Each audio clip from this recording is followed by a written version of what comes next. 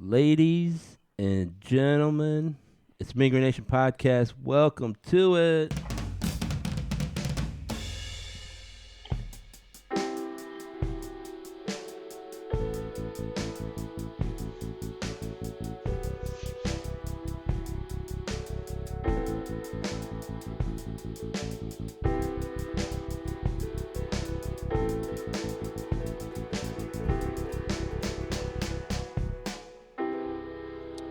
So, we're not gonna video record this one right now, ladies and gentlemen.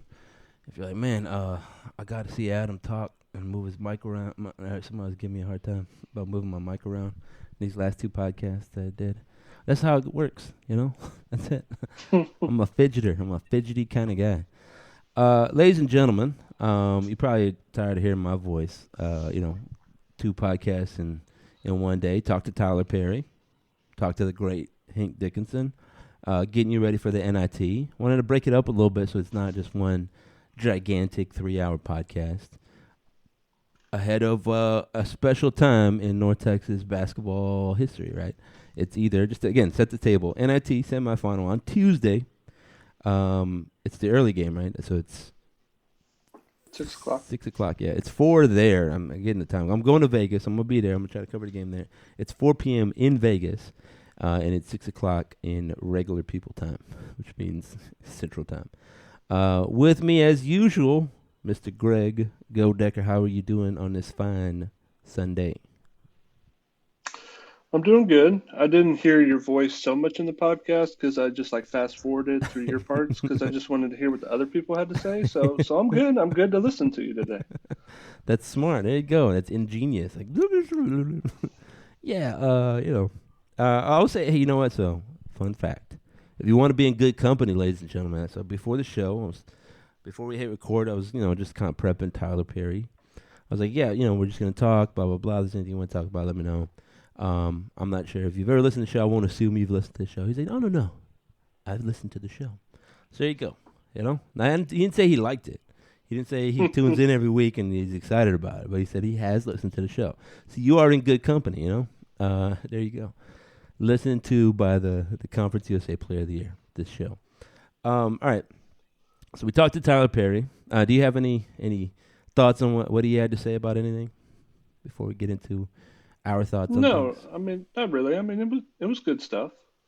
So I don't have anything more to add to that. Yeah, I think the interesting part was him talking about how he didn't want that whole week long delay. I was wondering about that. Like, it doesn't seem ideal. Yeah, you get everybody kind of heals up a little bit, but I think you lose your rhythm. I think that's a concern we have. But Wisconsin is in a similar place, so everybody's starting from that same spot, right? How about the Hank discussion? Any thoughts on that one?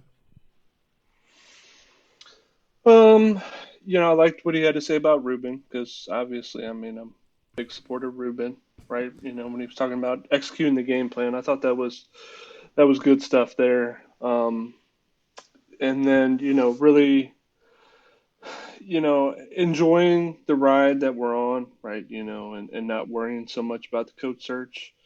But at the same time, I'm like, I mean, that's what we do. We want to know what the future is. Like we've reached this point. We want to see okay, now how do we take it to the FAU level? Like how do we become that Final Four team from the American as we move on? How do we keep this program growing? How do we make sure that we don't lose, the next Grant McCasland or those type of things? So, while I do agree with him that it's important to enjoy this run, it's also important to look at what the future holds. Yeah, I mean, I think the 2019 team or the 2020 team, North Texas basketball, may have had a little bit of that. Hey, we can make a run. I don't know if they would have got to the Final Four, but they had a little bit of that in there. Then more than the team that beat Purdue, I thought, because that team, like I said, that team finished 18 and something or whatever it was. That was the only team that didn't make 20 wins. So I don't know. There's a certain amount of luck to this, right? That our good fortune things clicking into place for FAU, which made the Final Four, incredibly. They were a good team, right? But Middle had a good team. few years ago in 2017 or whatever it was. There have been good teams in Conference USA. Like UAB had a good squad last year, and they kind of came up against a Houston. I thought that was just better than a lot of other teams. Like I think that Houston squad that UAB lost to was better than Memphis and better than Tennessee and better than like the Kansas State squads that FAU played. Like if FAU played that Houston team, maybe things are different. And that's one of those things. That's the nature of the tournament, right? It's the danger of making grand proclamations from it, and big time decisions. Sometimes it's just luck and who you get and who's playing well on a day and that kind of stuff. But Look, I'll have a hot take opinion here. What FAU did in the regular season in Conference USA was more impressive than what they've been able to do in the tournament. ooh, ooh, ooh, hot. I can't touch that one. Need some gloves. You know what? But yeah, so Tyler Perry he tweeted that, and then Jelly Walker he tweeted that with a little selfish slant, I gotta say. Well, so Tyler Perry was like, "Hey, I don't think y'all know how real Conference USA was this year," and Jelly Walker says, "Yeah, especially when you're the top of the scouting report every week, right? It's like a big deal." Yeah, cool. But I think what Tyler Perry was saying is like the league was tough. That FAU a couple times in the season. A good Charlotte team, right? UAB twice. A very good middle. Like I think if you got middle and then drop them in the CBI, I think they win that one. I think if you drop them in the NIT, they probably win a couple games. Middle is a very good squad. Just all these things, and we're just rehashing a lot of stuff we said. If you have listened to the show, you weren't one like some of these people that are brand new. Like, you know what? Conference USA is pretty good. Yes. It's been pretty good. We said it's pretty good. We've talked about these teams. We watched them. I mean, yeah, it's not a surprise watching FAU have these waves of dudes and then just have a few more guys at the end than you do because we've seen them do that to North Texas, right? And they only beat North Texas by 4 twice. And Yeah. I mean, I was talking to my dad after that game, and I said, when Kansas State had their run and they got up by like 7, and then FAU hit a 3 to cut it back down to 4, when it looked like Kansas State was going to take over the game, I was like, look, it's over. FAU's going to win this game because we've seen it happen enough throughout the year where they just do that. There's just a point in every game where, if they're struggling, and they haven't struggled a bunch this year, but when they're having a tough game, like the switch just flips. And I tweeted, about the first time we played them, kind of right before the first of the year. I think it was like December 29th or something. And, I took the family to that game up there in Denton because it was a big deal, top 50 matchup. And I was like, all right, we're going to see how good FAU is. And, are they the real deal? And, throughout the whole game, North Texas controlled it. And here we are at the under 4 media timeout. Usman had just fouled out, but we were up by 9. And you still don't think, like, North Texas does not lose those type of games under mm-mm. Grant McCasland. They just don't because they're a slow possession team and they play great defense to end games. Like that has been the calling card. And so, FAU found a way to win. If what Hank was talking about Sissoko so much in the podcast, like, if Sissoko is, playing back then at the level he's playing at now, maybe North Texas doesn't win, but there's a lot of ifs. I mean, point being is that FAU has faced a ton of adversity in games all year, and they just they make winning plays. Yeah, I mean, so you can go back and listen to the show where it was last season. North Texas went down and did a Florida road trip, and they played FAU. I think after FAU had either beat Western Kentucky or lost at Western, I forget. But it was a big matchup against North Texas. North Texas was leading in the league at that point. And Mike Forrest missed like 3 go-ahead attempts, right? Some of them were wide open, like just a runner in the lane, missed them. And it looked like, FAU were just not ready for the moment, right? They didn't have a big bucket getter when they needed one. And North Texas came up big. Like Tyler Perry had kind of struggled that game. I think Thomas Bell kind of struggled that game, but North Texas pulled out a win. And the thrust of our argument was like, hey, you got to win those kind of games, right? North Texas just played ugly and won ugly, and that's good. But it was watching FAU last night. Mike Forrest just hitting big time shot after big time shot, Credit to them. In the same way, I give credit to like North Texas for battling through adversity. You can see that like FAU is a worthy champion of Conference USA. I have no shame in our favorite program losing to that team because they do it the right way, right? They play defense. They all play together. They attack. They got a little swagger to them. You heard you heard John L. Davis saying, "Well, I'm just the best. I just want the ball, whatever." Like, you always need that guy that says, "Give me the ball because I'm gonna go score." Tyler Perry has that. Javion Hamlet has that. I remember Kenny Smith was like, "Oh, that guy's real confident." Talking about Javion Hamlet. But yeah, you need that. You can't be a guy like, don't pass me the ball because I'm gonna miss. You don't want that guy in your squad.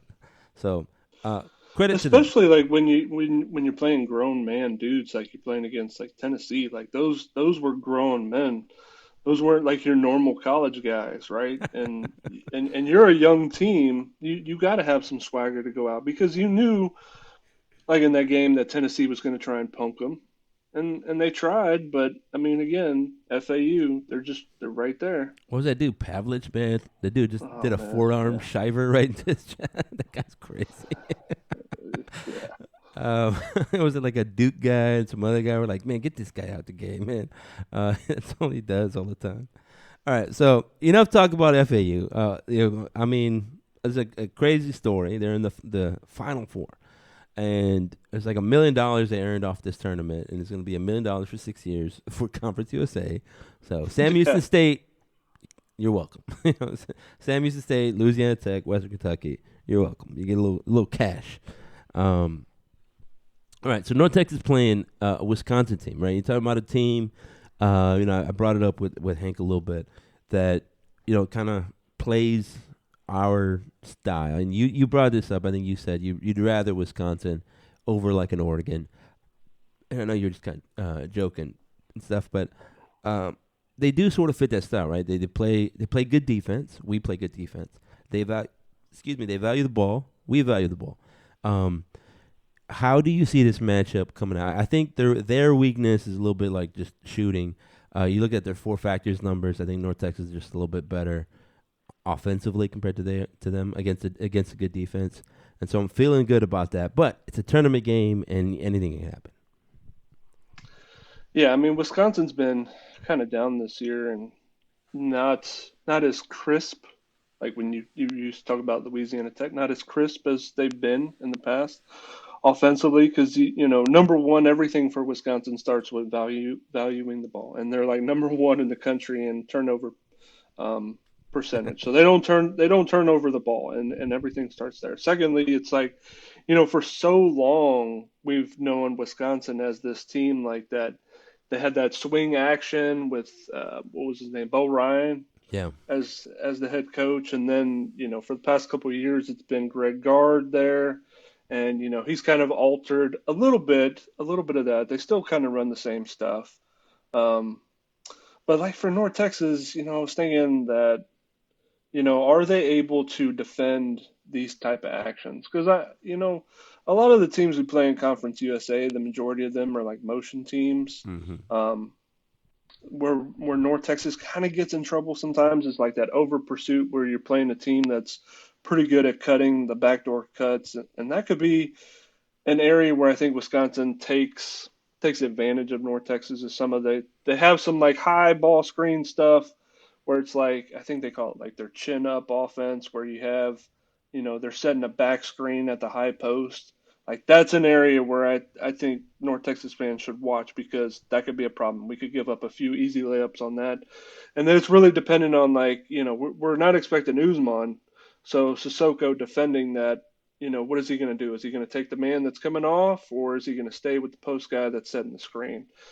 How they defend that. The second thing, also in my mind is it goes back to like high school days, my basketball coach and talking about the motion offense that is, with North Texas, like there's not like a set, like you can't, it's harder to scout, right? Because there's just a lot of, what your players are going to do, what your teammates going to do, that if they're doing this movement, they're going to cut here or pass here type of thing.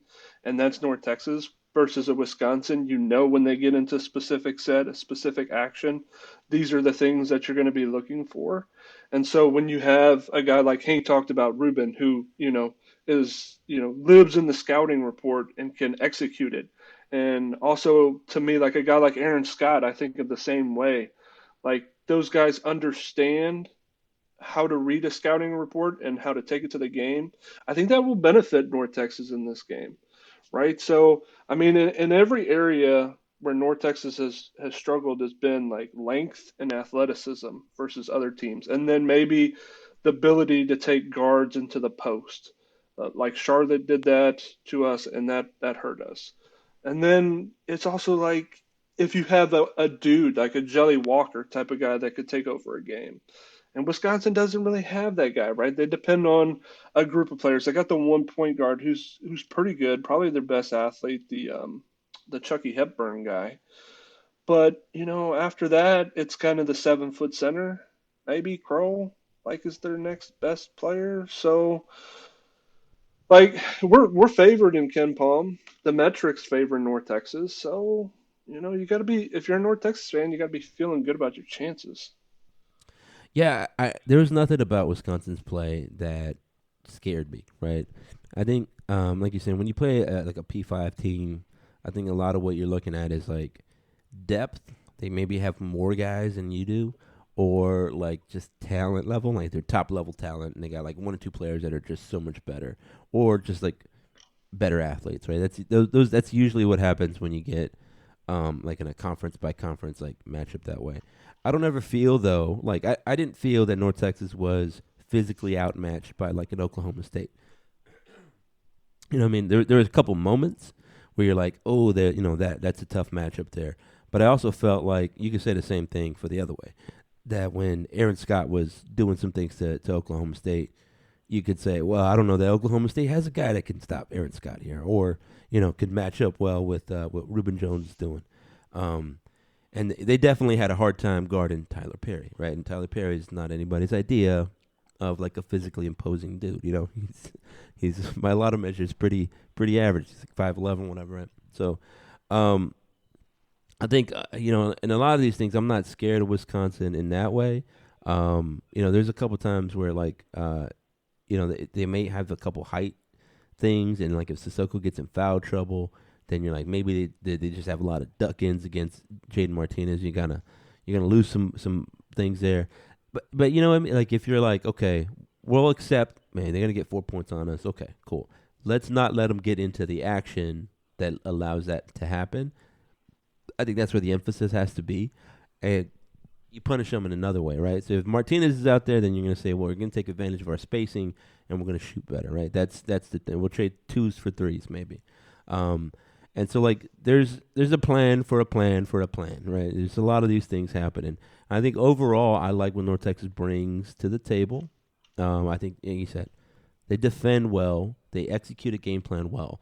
I'm scouring my brain right now for a time where we came out and they were like, man, North Texas just looks lost. I think UAB came out and went up 22-2, but that was like we said, rebounding, right? As Mac said, it was like rebounding. It looked like North Texas was pressing a couple times. It wasn't, hey, we're just leaving guys wide open for three and people pointing at each other. It wasn't that. It was like Jelly Walker hit a couple buckets, a foul here that shouldn't have happened, this, that, and the other. Similar with like Middle. Middle jumped out to a big lead. It was like 18-5 or something like that in Murfreesboro. A lot of that was like, bad passes. I think Tyler Perry did a cross-court pass that he shouldn't have. And then he got an alley-oop dunk. And it was a drive, a foul, and one, right? So it was some effort things, and it wasn't really game plan things. I don't know that North Texas really gets out-schemed a lot. And I think that's good. In contrast to maybe the football squad where we said there's not every time that Seth Luttrell came out, you're like, oh, Seth Luttrell got him again. They weren't ready for that Seth Luttrell special. It never really happened. Here, I think North Texas is always well prepared. So I'm confident that way. Yeah, they've always been well prepared. I think some of the scheme troubles they've had have been like versus FAU and Rice with like the point forward, Yeah. like Fieldler and Glovin, Vlad. Like those guys like gave them trouble, I think, and just the actions that Florida Atlantic ran. I mean, it wasn't like they were scoring a bunch against us, but it was when we played them at FAU, and it wasn't like a defensive slugfest. Like we couldn't get a stop when we needed to get a stop Yeah. against their guards. And so, like, I'm not sure that Wisconsin, I don't think that they are that type of offense. Like, I agree with you, like the duck ins and getting, some of the guys like in trouble. Like, if you have Jaden Martinez having to guard a 7 foot dude, like, that's going to be a struggle, right? But then you're like, well, maybe on the opposite end, we can spread the floor against them. I will point to saying like Wisconsin, I think they beat Penn State twice, so they've held their ground against like the 5 out offense. Mm-hmm. So maybe that's not a thing, but I mean, like we should beat this team. We should absolutely beat Wisconsin. Scanton. Um, so here's the other thing, right? Like they're a good team. North Texas is a good team, and you're gonna get two good teams battling out. And there's a little bit of an element of it's a tournament. It's a neutral site. I think Hank said this is a neutral site, neutral venue. That always throws some things into a weirdness into it. North Texas has been playing very well at home, right? Like I said, last 5 games in the Super Pit, I think were blowouts. Um, on the road, right? Lost at Charlotte, but some of that was just Tyler Perry just having an off night, and we talked about that. And and it's kind of the mismatch with that dude Patterson, that big dude. I saw him in person at the Conference USA tournament. That dude is a big dude. He is a huge dude. I was like, okay, I get why it's not just like he somehow got in there. You're like, oh, he looks like a power forward. Yeah, you add an inch or two on him. You're like, okay, he can be in there. Power forward. So and like Charlotte, turns out we thought they were playing well late in the season. They're playing very well. They won the CBI. And you can disparage that tournament, whatever, if you want, but it says something about that squad to go win a tournament, and they did it. So, I forgot my point now. What I'm saying is that like we're playing very well at home, on the road or neutral sites, less so, right? That that UAB loss. That I don't know if you want to chalk some of that up to being in a tournament setting, saying, "Hey, Frisco is kind of weird." Maybe okay, but everybody has to encounter that. Or like weird venues. I mean, Gallagher Iba Arena is a basketball venue. It's a historic basketball venue, and North Texas still only shot 35%, right? So some of it just teams are going to make you play differently. You need to hit the shots that you have available. Sometimes it's not going to go in. Basketball is about making shots, but it's also about all the other things, right? Creating good shots, getting second shots, preventing second shots. All those things there. And I think North Texas does enough of those things for me to feel confident in that. Yeah, I mean, so Wisconsin's tournament that they were at during the regular season was the Atlantis tournament, Imperial Arena at Atlantis Resort. So I don't know like how that compares to the Orleans Arena, but like I think about what North Texas, some of the arenas that they've been in, the battle for Atlantis stuff at the beginning of the season, where we play our conference tournament, we played in some weird places, right? Versus Yeah, Wisconsin, that's probably used to a traditional arena, and so like, hey, that's something that could benefit North Texas. yeah. I mean, look, I don't really want to see any of these heart pounding kind of games anymore. I was watching my friend was telling me I was playing soccer with him this morning. He was like, "Oh man, that Oklahoma State was a fun game, huh?" I was like, "No, it wasn't. I almost got a heart attack out there, man. I can't be watching these games. I'm getting too old now. Heart like, oh come Uh, on, just need a rebound. Let's get it. Yes, I mean, my heart rate was fine. I showed my son my heart rate during his soccer game yesterday morning, and it was like 122 to 149. He was like, "Daddy," I was like, "Look, dude, I get excited when you play, and I mean, it's different when you're playing. You're nervous out there, yeah, so yeah." Sort of an aside. My daughter was playing drums in a band, and like that. I'm just watching. I'm excited. I'm nervous for her. The whole thing is happening now. Yeah, I know what you're saying. But yeah, so all right, Wisconsin on Tuesday, and that's the early game. Right after that, it's Utah Valley and UAB. I mean, I'm just gonna say, like, I don't want to knock a Utah Valley. They're like a Cinderella story too in the NIT. But I don't care. You know, I don't care about no Utah Valley, and I care about UAB. And I think it'll be great if UAB gets there, North Texas gets to the final, because at the very least, it would mean another another Conference USA team is going to win the tournament. Now we want that to be good old North Texas, North Texas State to some y'all, North Texas University to Varkees Gums apparently, but University of North Texas to everybody else. I mean, that's what he said. 'Cause I love that. And then he's like, North Texas University. I was like, that's not a school. I didn't go. Nobody went to North Texas University. And what was I saying? So, like, CBI won, right? CBI done. NIT close, and we got FAU carrying the flag all the way into the Final Four. Now, look, I think UConn or Texas is going to steamroll them, because UConn and Texas are playing the best basketball right now.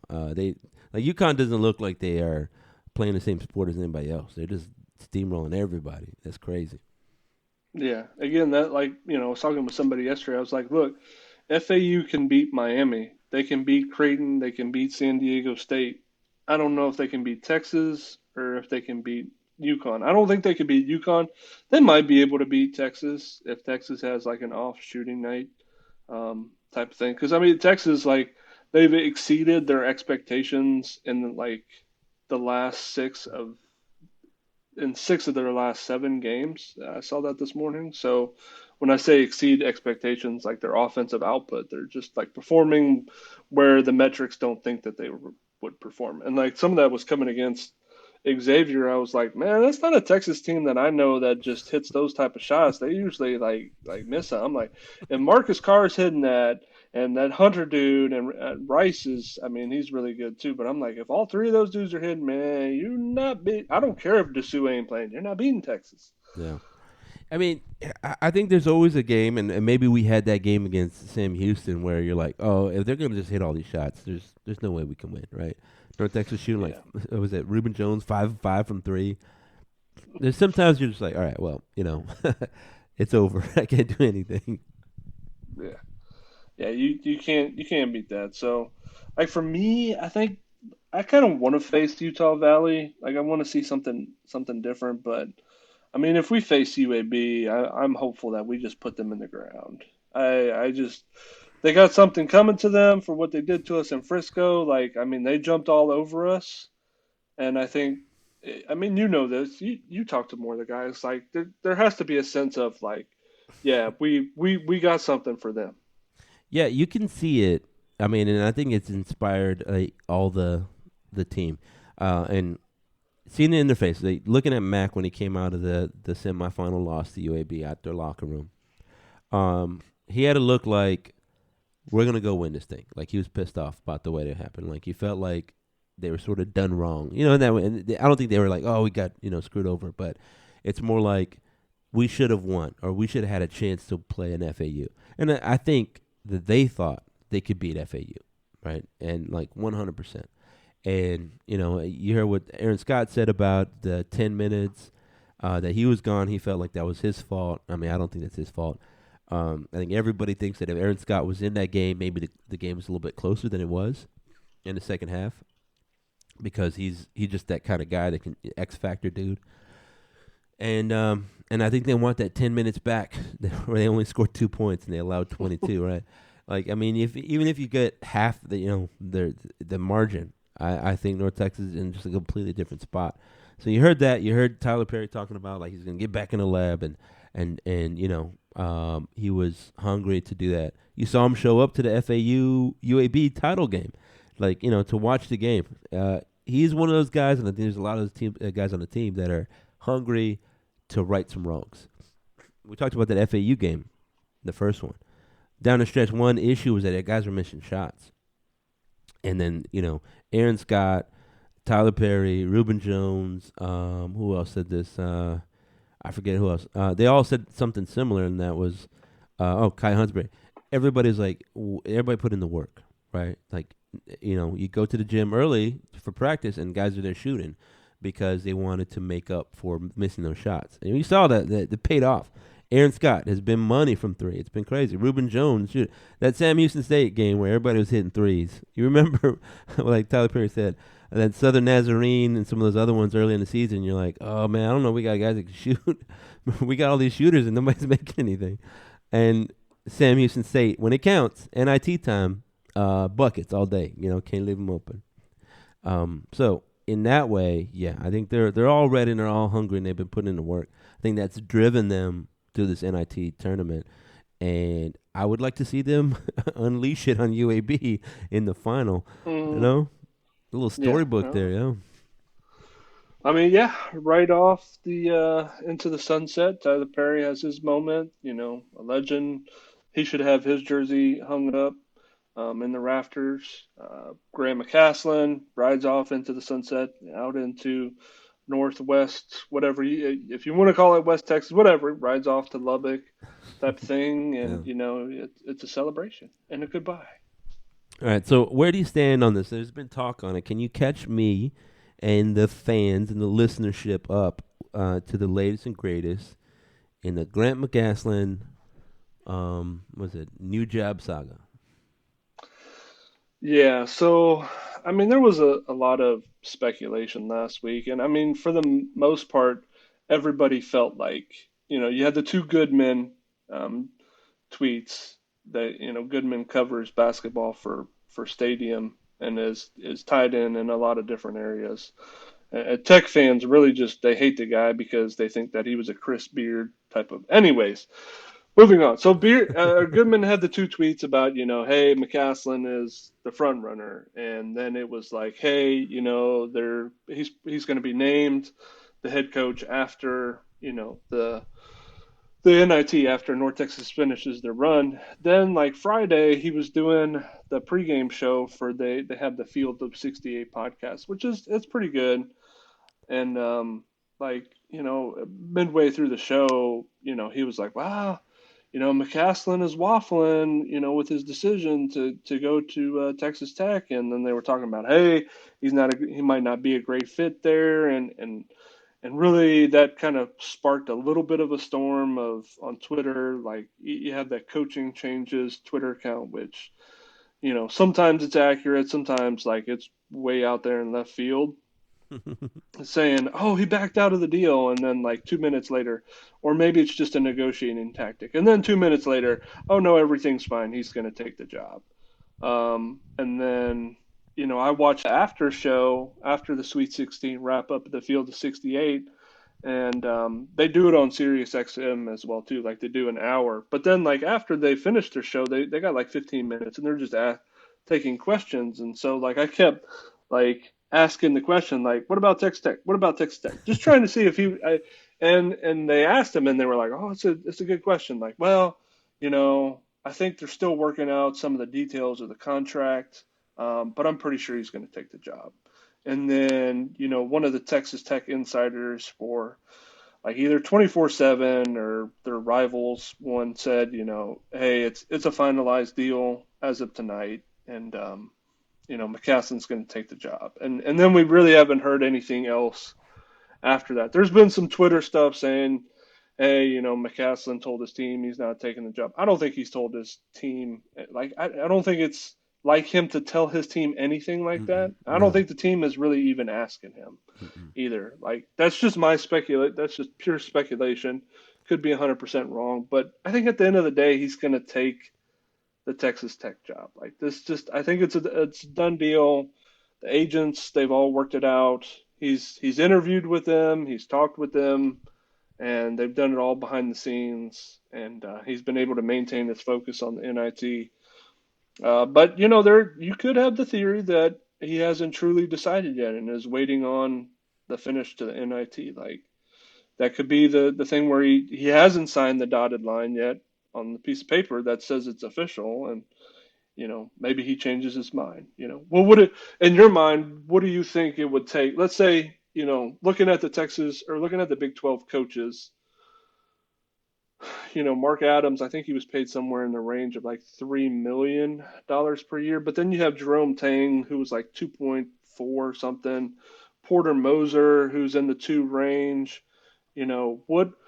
What do you think it would take for North Texas to offer him for him to turn down Texas Tech? I mean, I think it has to be. What is he now? At 1.7 or something like that here. No, no, no. His like base is I think 800, but with incentives and everything, like he makes a little over a million. Yeah, I mean, there's a certain thing, right? Like where it's not really about the money in terms of like is it paying for the groceries? Now groceries have gotten more expensive. So if he's like, yeah, I need a grocery bump, give me another 200,000 so I can buy some eggs or whatever, maybe. But like I think it's about it's like a respecting, right? Like hey, I'm the best coach in Conference USA. Maybe he could reasonably say that for a few years. Now Dusty May's like, ha ha, Final Four. But like I think you could say, you know what? I'm not Final Four Dusty May, but maybe like $500,000 within that range or something. And then there's a lot of other factors there, and a lot of other things that you need from a head coach. Maybe there's like, hey, do this radio show, please, and we'll kick an extra 300,000. They find ways to get you a little money here and there, right? Um, but some of it just is respect, right? You don't want to be like, man, you're making a little money, and this dude's not doing. This guy's losing, and he's making more money. It's just about respecting, right, and not necessarily, like living wages or whatever.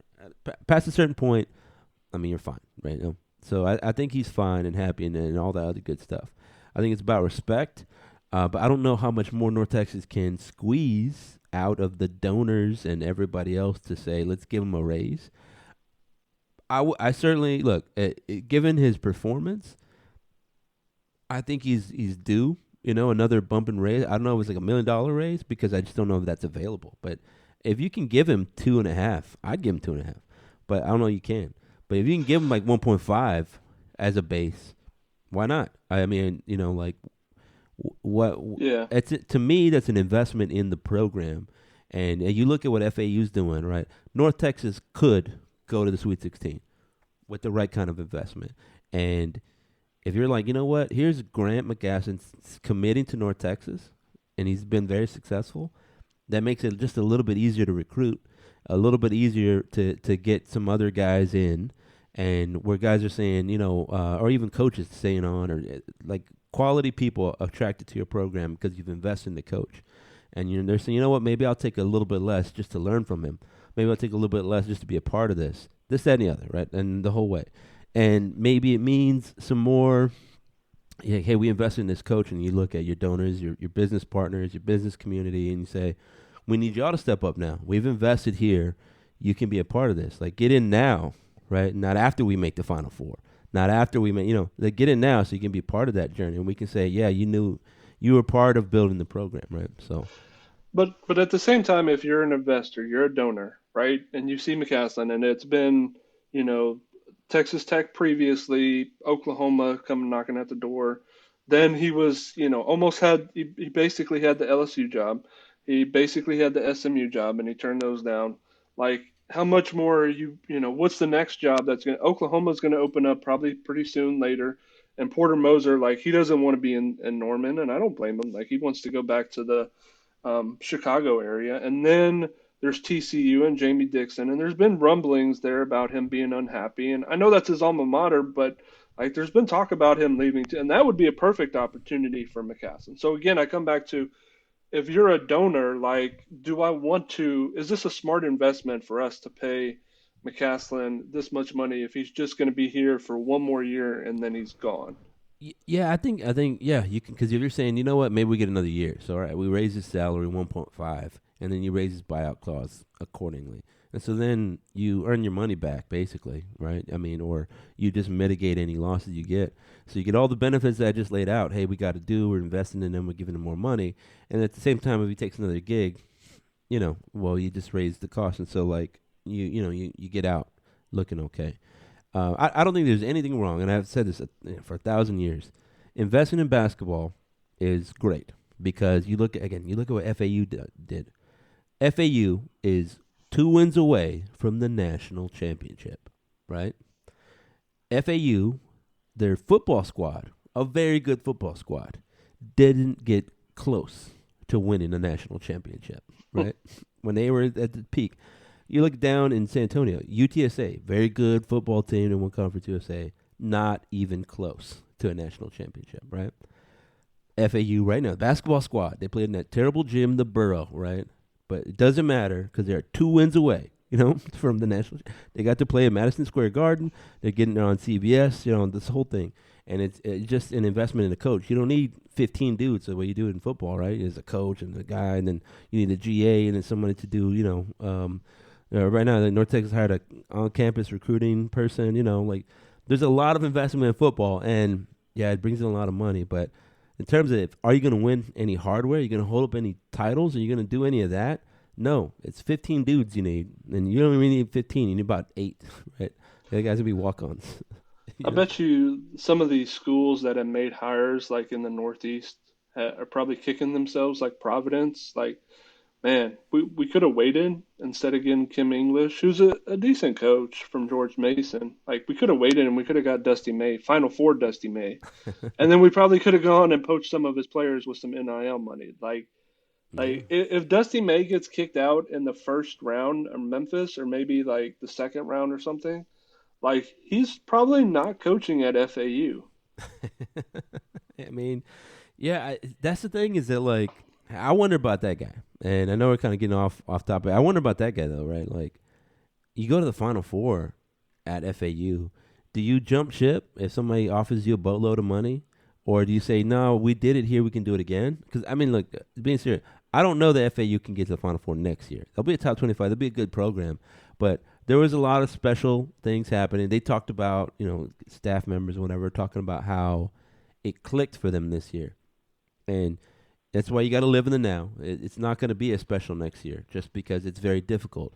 And if you don't believe me, go to North Carolina, right? Go talk to those dudes and talk about what the difference is between a year where it all clicks and another year where it just doesn't, right? Yeah, but I mean, like how they built their roster. I think the biggest thing for FAU is going to be keeping their roster intact. Because if they keep all those dudes the way that they're built, they can win a lot of games and make another deep run in March. Like for Dusty May, are you going to your Final Four coach? You're probably getting assurances from your donors that you're getting a new arena. We're going to give you 1.5 million or $2 million a year to be like a bump in your salary. We're going to find some Miami NIL money, and Yeah. and then you just sit here for a year instead of like, what are your options now? Like Texas Tech isn't calling him probably No. because they're going to get McCasland. So your other option is Penn State.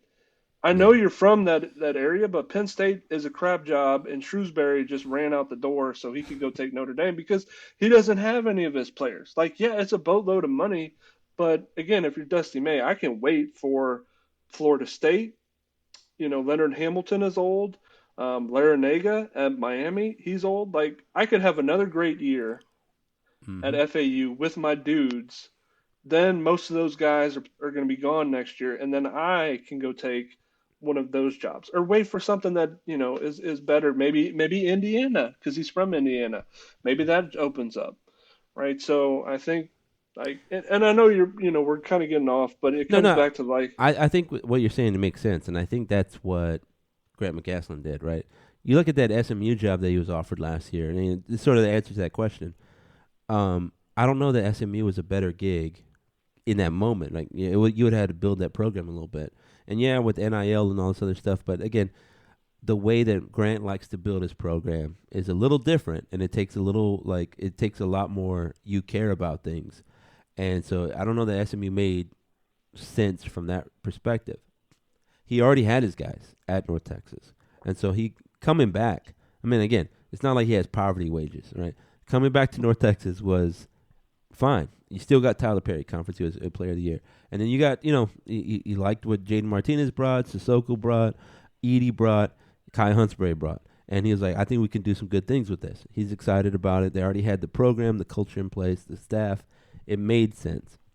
Now leaving this one, the way he's talked, and then what Hank said and whatever, I get the hint. Just piecing it all together, I just get like the vibe that he's like, this is one last run with these guys. And that could be true, and he's going to start a new run with more guys at North Texas. But if there was a time to split, it's now. Tyler Perry's probably leaving. Kai Huntsberry's end of eligibility. Edie Martinez, like all these dudes that he's been with for a long time, Like even like Reuben Jones been like 3 years there. It's sort of an end of a time. Now you can get some more guys and you can keep doing it. I think if you paid him $5 million to stay, you'd be like, all right, let's do it again. That'd be fine. But going back to the original question, what would it take? I think it would take a serious commitment, like meaning here's $10 million in the bank wired to you right now for a new arena that will get built within 5 years, right? Probably 3 years, but more likely 5. Here is a bump in pay to 1.7.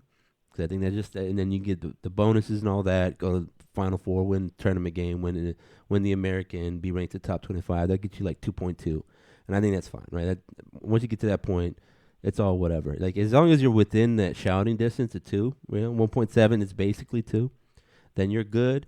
And I think he doesn't feel like he's underpaid. I think he feels like he's getting respected with, and not putting the whole university out. And I think that would make him say, you know what? There's enough commitment, enough push here. And I can also win and compete. But to me, that win and compete and do that's the more important thing. And I think he's like, you look at Texas Tech, it's a place he's already familiar with, all this other stuff. But they have facilities right now, right?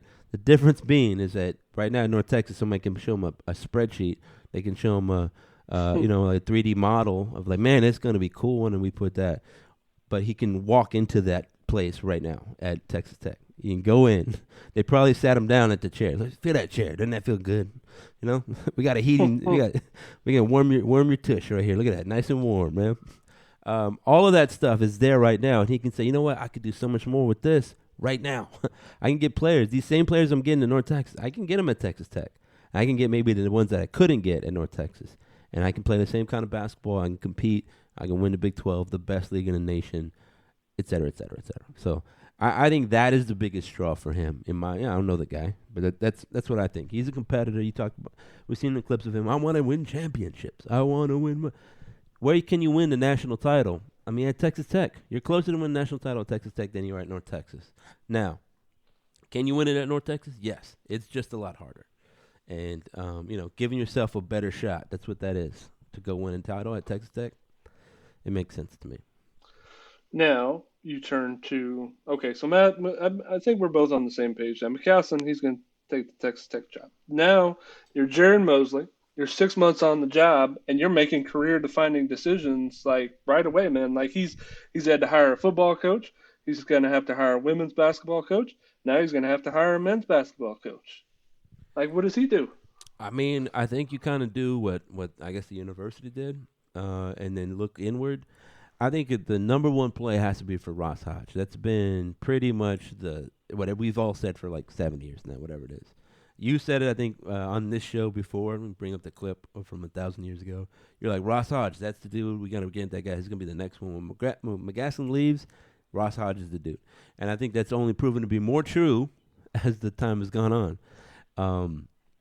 I think it would make the fans feel good. It would make the players, any players stay in, and the administrators and all that other stuff, the donors, all that stuff feel good. Now, there's always a donor, there's always a fan, and there's always somebody that wants to go play the game, and they want to go out there and wine and dine, and like, I want to show off my fancy jet, and I want to fly, Rick Pitino around or something, I mean, whatever. You can still do that. And I think that's all part of the deal. You interview Ross Hodge. You interview like 3 other dudes. I think you got to do that. It's doing due diligence. You get an idea of what you want, of who's out there, of who's interested in your program. There's a lot of value to it, and you take it seriously, right? You really consider these people. Don't just bullshit it. Like, don't look at your phone while the guy's talking. You know what I mean? But I sent you a list of people that I thought could possibly be interested. Were there any of like the fired coaches like recently that you thought would? I'm sure like they would call, like, Kerman Davis is calling. Yeah, I think that's a part of the whole process that we don't see. And some of these guys that I think that have like a level of respect and aura, they're out there hustling. They're like, hey man, I sure would love to have your job. My name's Kermit Davis, Bruce Weber. Come. So I'll read the list out for the listeners. You put leader in the clubhouse, Ross Hodge, assistant head coach. We talked enough about him. I think that makes sense. There's a lot. I think you kind of know him. It maybe gives an interview, so there's no No, obviously, this guy, he's a terrible public speaker. I don't know. I don't know what like that. Should be interested. You put Joe Golding, UTEP current head coach. I wouldn't hate that. There's history there with the AD. Scott Cross, Troy head coach. He's a former, was it UT Arlington guy, right? And then John Jackas, Baylor associate head coach. I think there's a lot of value in getting more Baylor guys because, Jerome Tang, even Grant McCasland, there's a lot of value there. I think a lot of people like Scott Cross because of his history getting talent, right? Is that what it is? Yeah. Yeah, he had talented teams there. I mean, they didn't do much in the tournament, but they had some really talented teams, and I mean, we beat them too Yeah. as well. So, I mean, he's familiar with the Metroplex. I think he could win. I don't know though.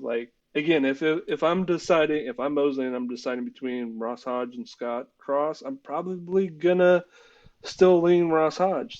That's so I'm saying in Mosley, some of those guys on the list, I'm like, you know, it's not the same as hiring Tony Benford, who didn't have the skins on the wall. Like Ross Hodge was a successful JUCO coach. He won a ton of games at that level. So he's been a grinder. He knows how to win, and he's seen people that he's been with. He came up with Larry Eustace at Southern Miss.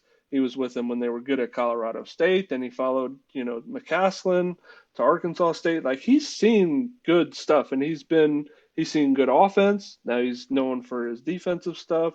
So it's less of a risk than taking the guy from Baylor. He's had 6 years on the bench with Scott Drew, and he spent time in Gonzaga with Mark Few, and that's a good lineage to come from, right? But there's not you don't know how good he's going to be because he's never been the head dude. We know Ross Hodge can be the dude and be successful.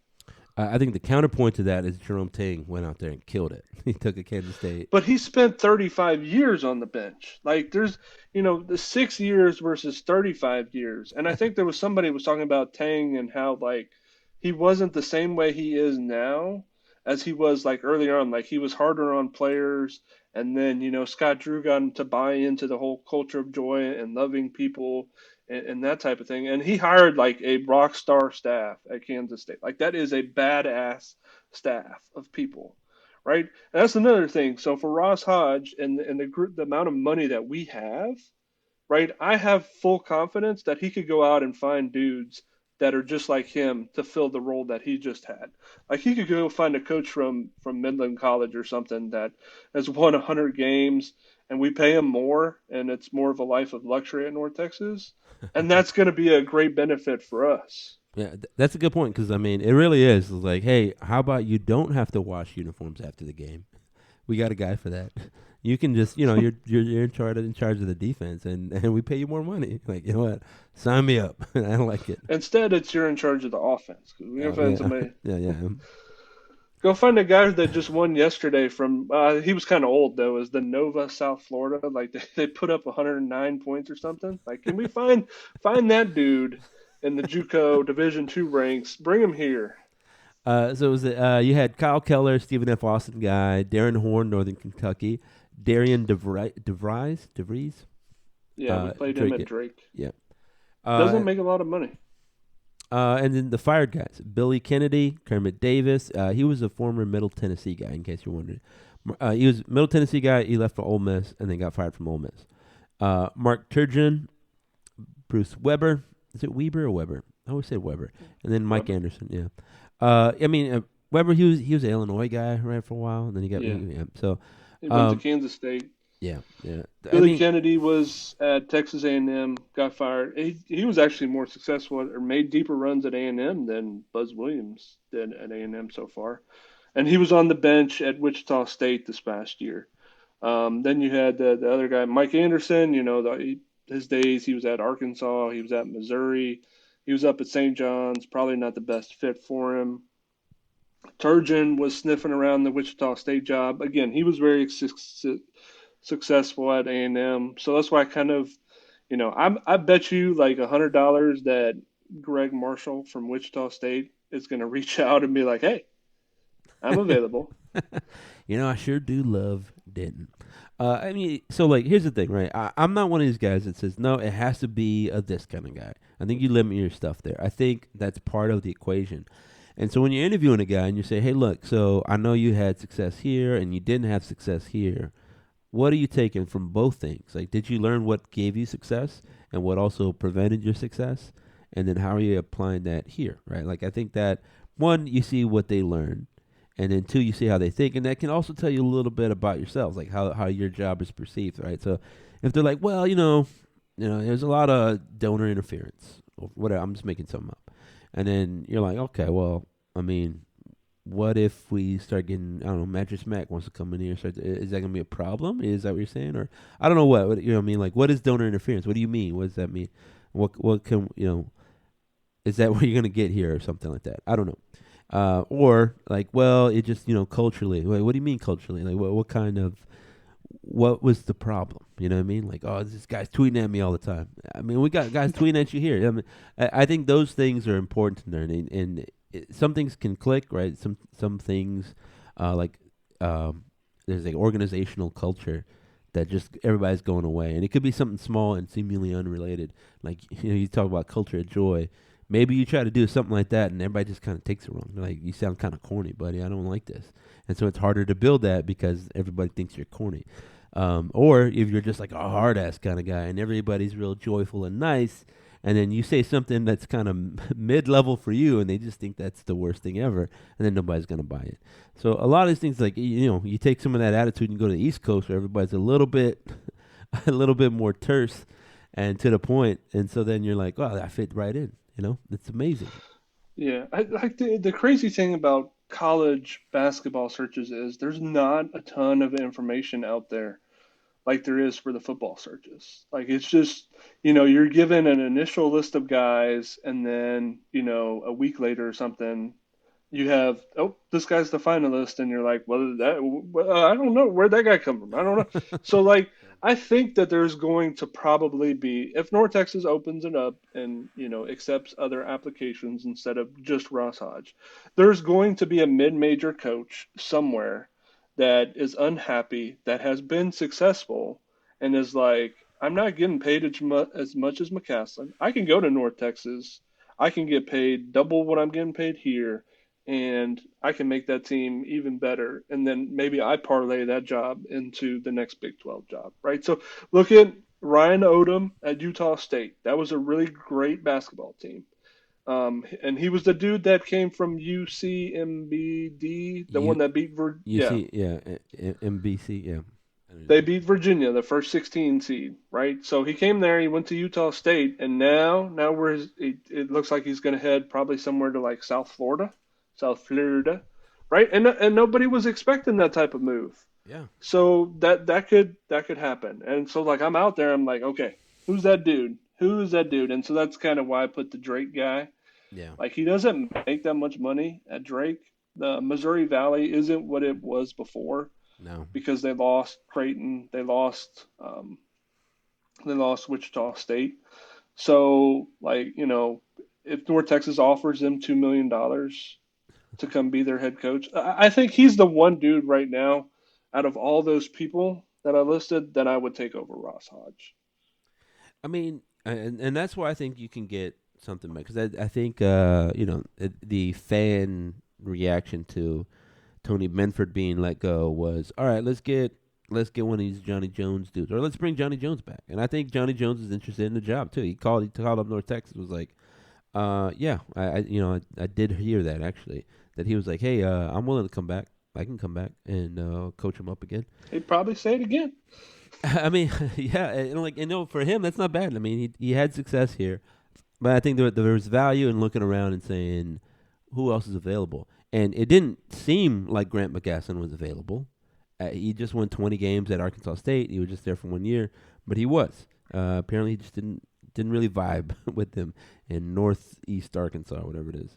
And so, yeah, I think there's always some options out there that you're not in places where you're not really expecting to find them, and Yeah, that's and the good. thing it'll be a struggle, I think, probably for the fan base that if it isn't Ross Hodge, like it's going to be a different brand of basketball. Like we've become accustomed to this, toughest team wins, defensive mentality type of program, and it's won us a lot of games. But like you can win basketball games in a multitude of ways. Yeah. And it doesn't just have to be defense, but I think if it isn't Ross Hodge, it's going to take a while for people to accept what it is, unless it is a really successful mid-major coach like DeVries. Yeah, and that's one of those things, right? Like, I think that there's danger in just sticking with a system, right? Like, I just hire this guy. He might not be as good of a coach, but he coaches the system that I think everybody. There's value in it, right? Because everybody keeps on the same page. You keep up the same kind of thing, and you look like a Texas Tech, right? They like Mike Leach went in there, threw the ball around, and now everybody goes in there, throws the ball around. Um, I don't know that like they are looking at, hey, maybe that's the right offense for them all the time, but I think they're always going to be kind of married to that. And you get that in other sports too, like soccer. Like, oh well, here we play beautiful soccer, and that's the only way. And so, the guy wants to play a little bit more practical. How about we just try to clear the ball out and not just try to pass the ball because we keep losing. We don't have guys that can play that way. It's like, no, we're gonna play that. So you can kind of get yourself in a trap sometimes, and I think you don't want to be married to a system. I think you want to be married to winning. Win. That's what you want. You want to win the game, not necessarily win it only one way. And Right. yeah, And there's plenty of good recruiting, and you in this today's age of basketball, you can flip a roster pretty quickly. So if Ross Hodge, didn't get the job and everybody transferred out, but you got a really good mid-major head coach or even a Power Five coach, not Power Five, even if you got a major coach that wasn't happy where they were at, and they're like, I'm just going to go to North Texas. um, like if you can coach and you can win games and you can build a roster quickly. And so don't be afraid of what's going to happen. You got a basketball guy as your AD. It turned out well for us the last time. And as of now, I'm just going to have faith in Mosley and whatever he decides to do. It's a tough decision though. yeah, sure is. I think the one danger I'll say about getting a major guy is that somebody's used to a little luxury. I think one of the benefits of getting like a JUCO dude or some of these guys have been lower level, and it's like I said, they've had to do the ugly trips. Like their trips are riding buses, right, and washing uniforms after the game, and being their own SID, and they got to write up the stats after the game or something. Where like the scouting video ain't so nice. You know what I mean? And then so North Texas, they can appreciate even the quirkiness we have here, right? But if you get a guy that went from, I don't know, UCLA or something like that, and they come down, and they're like, what? I gotta what? Carry my own water. I don't know. Yeah, it's maybe not as appealing. That's what I thought of. Like Mike Bray was rumored to take the South Florida job, and I was like, nah, man. See that guy? Like he was done at Notre Dame. He probably went down there like, yeah, we'll pay you $2 million, but you got a coach. Nah, you know what? No, that's not for me. I just want the money. Yeah. I mean, yeah, there's a certain level there where you have to be willing to embrace some of that grind. And not that North Texas is a big grind. I mean, it's like I said, it's a good mid-major job. But it's not the lap of luxury. It's not Kentucky basketball. Kentucky, it's like an NBA squad over there. NBA accoutrement. Not here in North Texas. And that's whatever. Anyway, ladies and gentlemen, I think we've concluded this podcast episode. Thanks again to Greg. Thanks to y'all for listening. I know this is the third episode. Like I said, we're going to go down to Vegas. I'm leaving tomorrow, and I don't know about the podcasting schedule. I'm going to take some of the gear, so I have it at the ready, just in case it's time to podcast. But I don't know exactly what's going to happen, so no promises. But I'll try to give and get a lot of information and update the site, check the site out. We're going to at least have a post today. I know I emailed y'all in the newsletter. You can subscribe to the newsletter. There's lots of ways to follow the thing, but it's a big time in North Texas basketball, so stay tuned to MeanGreenNation.com for more of that. And if you're wondering, again, where Aldo is, I don't know where he is, but, I mean, he's going to come back when it's football time. That's what happens. He is building a map right now as we speak. I mean, that's right. He's a cartographer, glorified cartographer. All right, ladies and gentlemen, we're done. Go Mean Green.